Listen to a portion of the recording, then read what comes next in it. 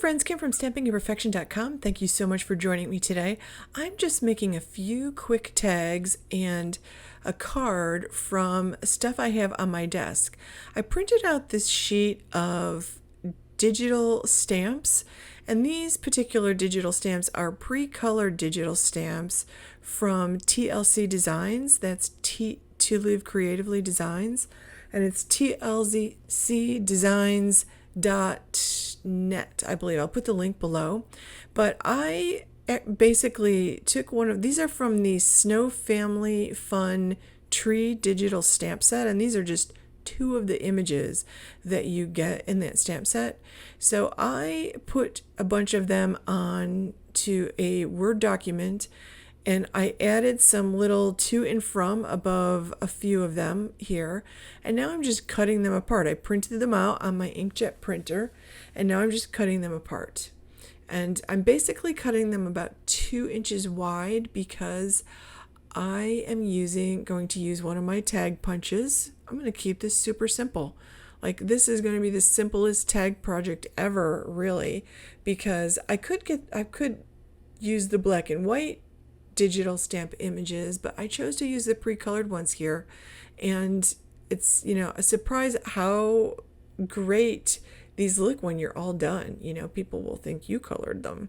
So I've got these three cut out. Now I could have, had I planned it out a little better, I probably could have fit another one or two of those across and made more tags, but I really only need a few tags because I've got most of my gifts wrapped and everything. So I just need a few more tags.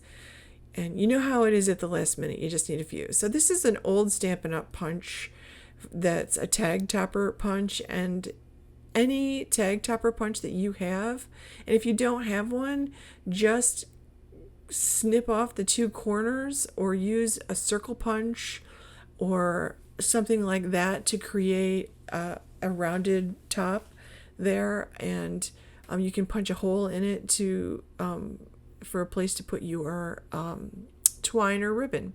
So I just pulled out a light blue marker here. For some reason I was thinking this was lighter, and I'm just sort of making, what I was trying to make was like a little shadow to make it look like I wanted to ground these little guys. And it looks more like a puddle of water, like they might be melting. But I am in Florida, so that's sort of appropriate. So I do live in Florida. So I pulled out a little purple one too, and did that. I just wanted to ground them, and it just felt like I was actually doing something here to make my own little touch. And I have no ribbon here, like no ribbon whatsoever. So I'm using some baker's twine. I just got this baker's twine in a kit box from A Cherry on Top. They had the most fabulous December kit box, and this twine came in it. So it was a traveler's notebook set. Let me tell you what an amazing kit box that was. So you can get these pre-colored digital images from just about any company that sells digital images. They'll have some pre-colored versions along with the black and white versions, so you can color them yourself if you want to, or if you're in a hurry like I am here. These pre-colored images make beautiful. I always ignored them because I thought, I don't want to print them. I wanted to color my own, but I need a few tags, and I don't have time to print. I don't have time to color them, so these pre-printed things are fantastic. Plus, I can order these online and download them immediately, print them out, and I'm done. So the rest of those that I have there, I took over to my brother's Scan and Cut, and I cut them with my brother's Scan and Cut. You can fussy cut them out if you don't have electronic cutting machine. If you don't have one, you should put it on your Christmas list. It's amazing. So I always cut mine with a little white border. This is the 0.04 border. It's the smallest border I can put on with my brother's Scan and Cut.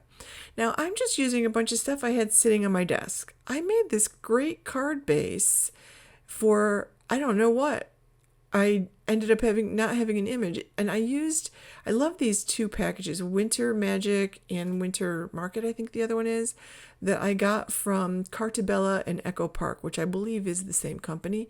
But that paper looks like night snowfall. And I made the bottom part of that using that bottom die from the Land and Sea die set from TLC Design Shop. This is my favorite die because I had a scrap piece of white on my desk.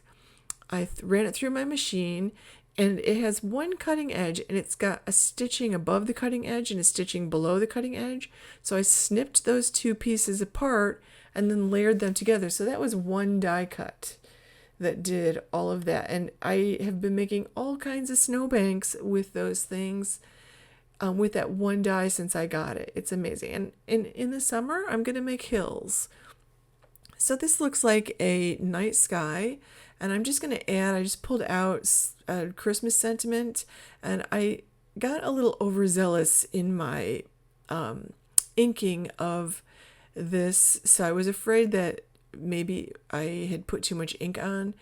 I'm using Catherine Pooler's Midnight ink, which I love. Why was I worried? Because it always comes out beautiful. So, I had wiped it off and I was just restamping or re-inking it, but it's perfect. So I'm just going to put a couple of pop dots on this little guy and pop him up on the snowbanks. And then I'm just going to take a marker and ground him a little bit too. And this time I'm using light purple. I think this is like the C002.